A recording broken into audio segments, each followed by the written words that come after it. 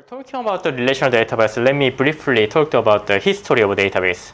It is quite important because we have to understand why a certain database technology was popular and what will be popular in the future. So let's think about how did people keep records before computer arrived. So before computer is used, many people of course used the paper and pen. So they had something like this, the logbook.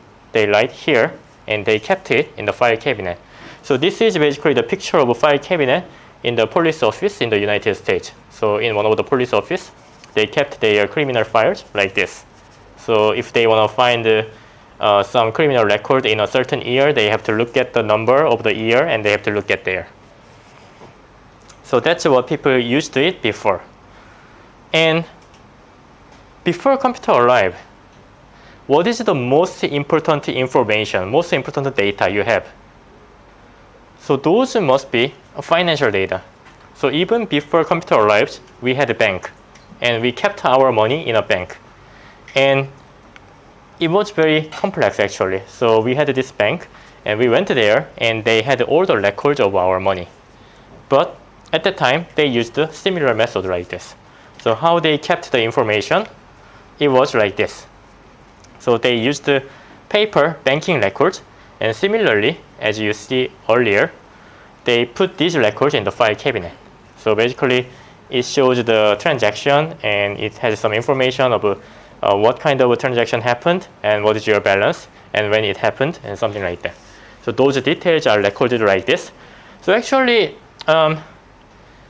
when you think about when you are like really young, probably you had something like this. So I'm not sure. Is anyone familiar with that here? So you guys used it before, right? So I remember when I was young, when I made a bank account, they gave something like this. It's like a bank record book. So if I go to the ATM and if I put this, they kind of summarize what happened, like all the transaction. And I can see that in this paper record. So I think they made something like that because it was kind of a transition period. So back then they used only paper. And when we were young, there was a transition to the computer database system. So they had the computer system, but they also kept this kind of a paper record. But now, in a bank, they don't give you this. They don't use it anymore. So everything is organized in a PC. And if you want to see your transaction record, you can just log into your account, and it will show all the transaction happened in your account. So that's how the information is saved in our system. So the problem of this paper banking records is this. So first of all, it's difficult to navigate. So it's paper, so you have to look at one by one and you have to find a certain record. And it's hard to back up. So before computers used it, backup was a really difficult problem. So everything is written here, and if you want to back up, I don't know what they did. They may have to take a picture, or there should be someone who write the same thing. I don't know. And also, it took a long time to transfer. So at that time, before computer arrived, the bank branch was very important because your main bank branch is where your main record is stored. So the role of a bank branch was very important. But these days, not anymore. Bank branch is just like another ATM because all of your information is stored in centralized computer system. So there were many problems. And later, in 1960, the first computer database system was designed by this guy called Charles Bachman.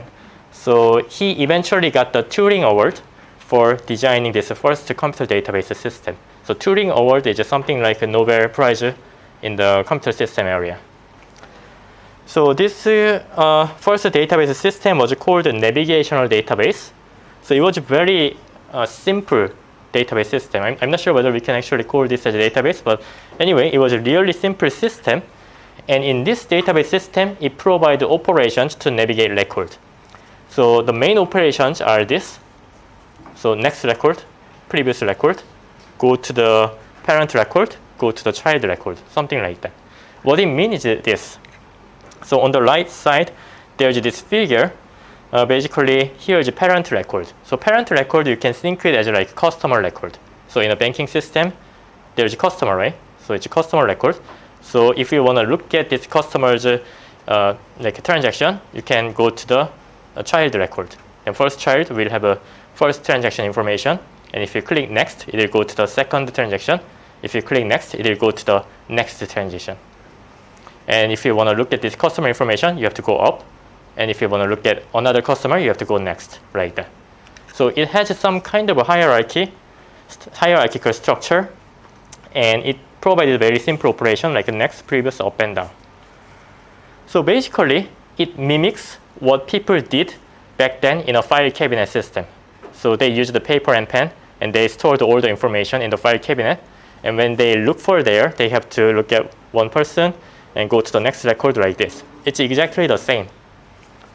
So it was a very simple database system which was made in 1960s. So at that time, there were two popular commercial systems actually developed. One is by the GE, General Electric.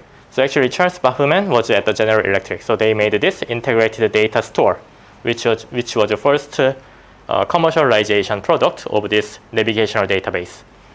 And then later, IBM made something similar, which is an information management system.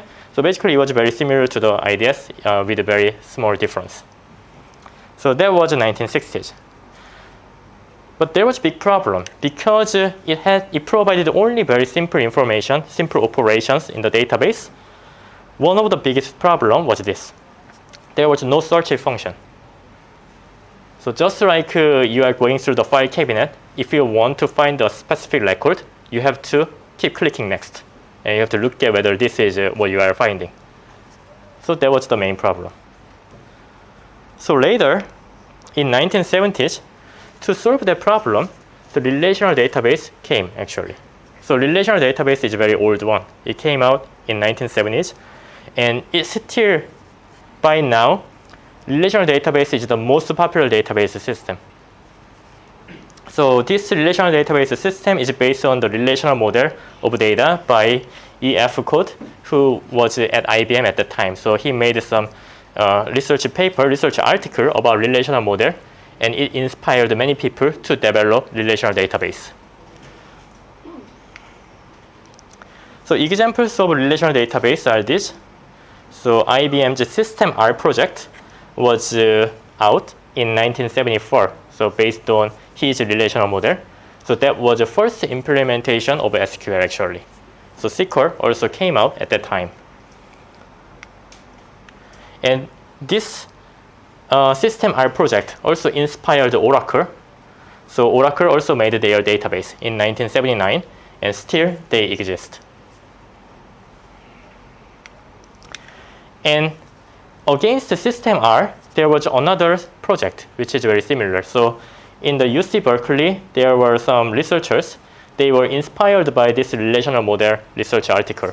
So they wanted to do some new research project which implements the actual database based on this relational model. So they started a separate project which is Ingress, and it started from 1974 to 1985. So the project was there at the time, and this Ingress was actually a very amazing project which inspired many different commercial products. So later, after Ingress project stopped, based on their idea and based on the project work, many people made a similar database system. So one was a Sybase, which SAP is using, and another is Microsoft SQL. So Microsoft was also inspired by this project, and they made their own database system. And also, you may have heard about this.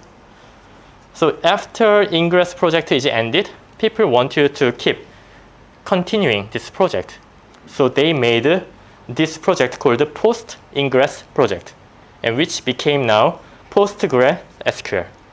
So which is, I think, second most popular database system right now, actually. So relational database has a long history, even though its idea came out a very long time ago. So let me talk a little bit about the relational database. So what is a relational model? So the basic idea is this. they are saying that the data records will be stored in table like this. So that's how we used to keep our record in a paper. And in this table, it consists of columns and rows, and column will represent an attribute. So for each record, there is a certain characteristics and feature. So each of those features will be called as attribute, and one information about that record will be shown in each column like this. So basically, every record will see ID, customer ID, first name, last name, email, phone number, whether that person is a VIP or not. So in the company, when you are managing customer information, they are going to set a certain attribute they want to store in their system. So that's the column here. Each column represents one attribute of the record. And the row is basically record. So one record has a multiple attributes like this. So in this case, in the company system, if they have a 3 customer, it will be represented like this in the table.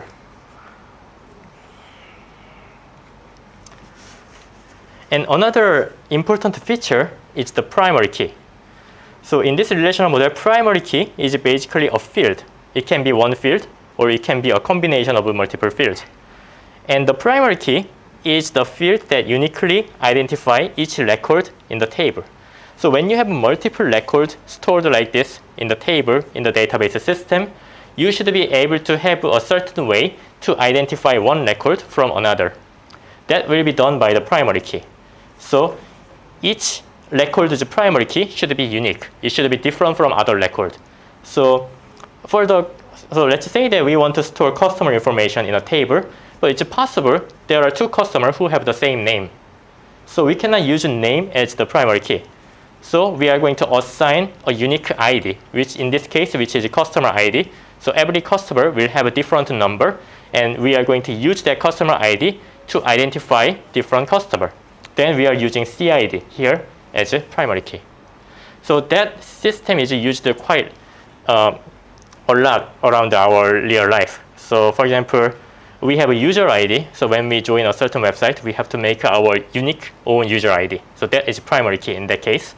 And also, when you apply for like citizenship or when you are born in Hong Kong, you will have a Hong Kong ID. So that's also a unique number assigned to you. So people will use that number to identify you from other people. Also similar for the passport number and social security number, driver license, something like that. So every table will contain a certain record, and every table should have this primary key to identify different records. So that's the main concept of the primary key. So here, CID is the primary key of this customer table.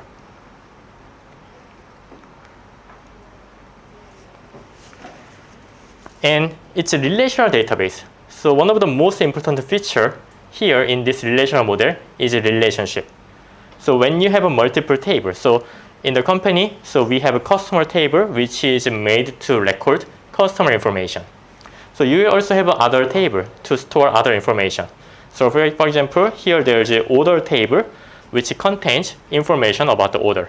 So if this is a retail company, you will store customer information in your database. And also, you need to maintain the order information which is made by the customer. And then when you have a multiple tables like this, we are defining relationship between tables. So that's the main concept of a relational database. And to define the relationship, we are going to use something called foreign key. So foreign key is basically a field in one table that matches primary key of another table. So here, we have this order 1. And this order 1, we have information when this order is placed and what product is about this order. And we want to also record which customer made this order. And the customer information is stored in another table, customer table. So we are making relationship. So customer will make an order. So let's make the relationship between these 2 tables. So that can be done by this foreign key. So for each order, we add one more attribute, CID, which is customer ID, and we can record which customer made that order. So in this case, we can by just looking at this table, we can easily know that order number 1 and order number 3 are made by customer ID number 1, who is Key Kim, like this. So that's how we define the relationship between different tables. So that's the main concept of relational model. So basically they use primary key and foreign key to define the relationship between multiple tables. So based on this relational model, they implemented the relational database, and now we have several advantages. So one of the advantages is that now database is searchable. So previously in 1960s, when the navigational database came out, it was not searchable. So we have to navigate through all the data to find something. However, now our data is stored in a more structured way. So in the table, we have a column, and which contains only one information of each record.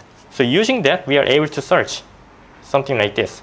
If we want to find a customer whose name is Kim, we can simply search this table where the last name matches with Kim, something like that. So in the table structure, each cell in the table should contain only one data item.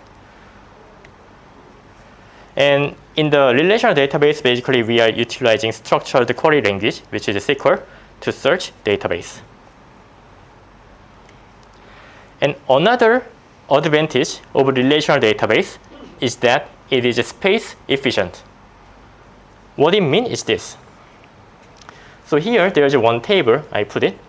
So imagine that back then when we just used the paper and pen, if we didn't use a relational database system, we will keep our record something like this. So you are operating a retail store, and if you have to record all the orders, then people will record their order information like this. Order number 1, 2, 3, 4 like this, and order number 1, the date and the product is there, and who made this order will simply put the customer information at the end. Order number 2, same. Order number 3, same. But it is possible that order number 1 and 3 are made by the same person in this case. In the relational database, we split this information. So there should be order table which only keep order information, and there should be customer table which only keeps customer information. So by doing that, we remove data redundancy problem in the relational model. So having duplicate data like this is not allowed, and it's considered as a bad design in the relational model. So instead of doing that, we'll make two different tables, one for customer information only, the other for order information only, and we are going to use a CID, which is a foreign key, to make the relationship. So by doing that, we can avoid the data redundancy. And if you simply count, so for example, if the one customer order 100 items, then in the first design, you have 100 duplicate information for the customer, but in the new design, there will be no duplicate information. So you can save a lot of space by doing that.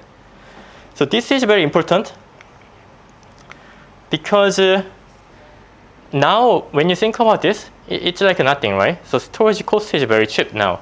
But back then, when the relational database came out in 1970s, the storage was very expensive actually.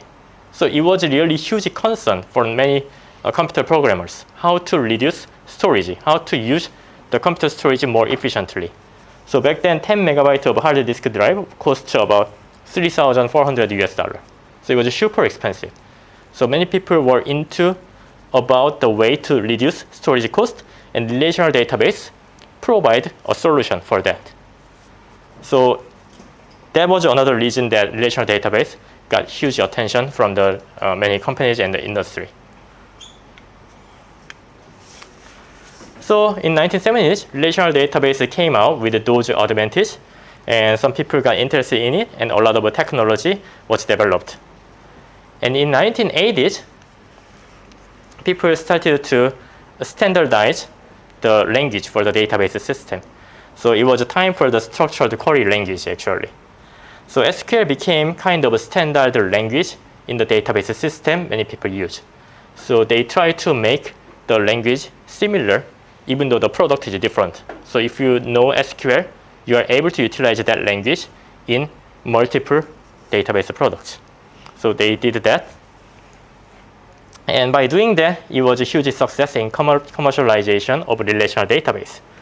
So as you see here, the structured query language was standardized in 1980s, but this graph is from very recent year, which was captured in 2021, and it analyzed all the data jobs postings in Indeed.com in the US, and they searched what kind of skill set company wants for you to have when you apply for a data science job.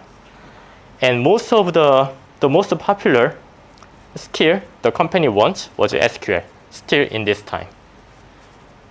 So that shows the importance of the SQL. And also in 1980s, there was the emergence of object-oriented database system. So basically, now we have a relational database. Previously, they had a navigational database, and people wanted to develop better database system. So one thing came out there was an object-oriented database system. I'm not going to talk much about it. So basically, the main concept is that they are going to view data as an object. So it's similar to object-oriented programming. So it worked well with the object-oriented programming language at that time. However, it was not as popular as a relational database. The reason was because of this. Like people didn't see the need to change into their system into this. The relational database was a huge success, and many companies in the industry was utilizing relational database, and it worked well. And they say that the new system is here, it's better, but it's slightly better. So cost of upgrading was much higher than simply keeping their original relational database system. So it came out, some people used it, but not as popular, so still relational database was dominating. So in 1990s, so we saw huge exponential growth of relational database actually. So at that time, the internet was booming. So the creation of internet boosts the demand for relational database even further. So because of there are a lot of online business appearing, and these online business, they need a system to maintain their customer information and order information and other informations. So they was looking for, so basically there was a high and huge demand for the relational database system. And one thing interesting is this. In 1995, the MySQL was born. So it firstly appeared as an open source, which is free to use. So at that time, database system was expensive because people have to use commercialized software like Oracle or Microsoft SQL. However, MySQL came out at that time, and it got huge attention because it was free to use. Everyone was able to use, and also the quality was pretty good. So it came out in 1995, but still now, so this is the data from the 2021, and they did a survey what kind of a database system is used in a company in the industry in the US. And the most popular one was MySQL still. So more than 50% of companies in the US are still utilizing MySQL as their main database system. And around 1998, the term NoSQL appeared, but actually it was not that popular at that time. So it was used by Carlos Strozzi, but actually the term he used NoSQL at the time was different from now. So he used NoSQL to name his relational database that does not use SQL. So he said it's a NoSQL database because it does not use SQL. So that's what he mentioned.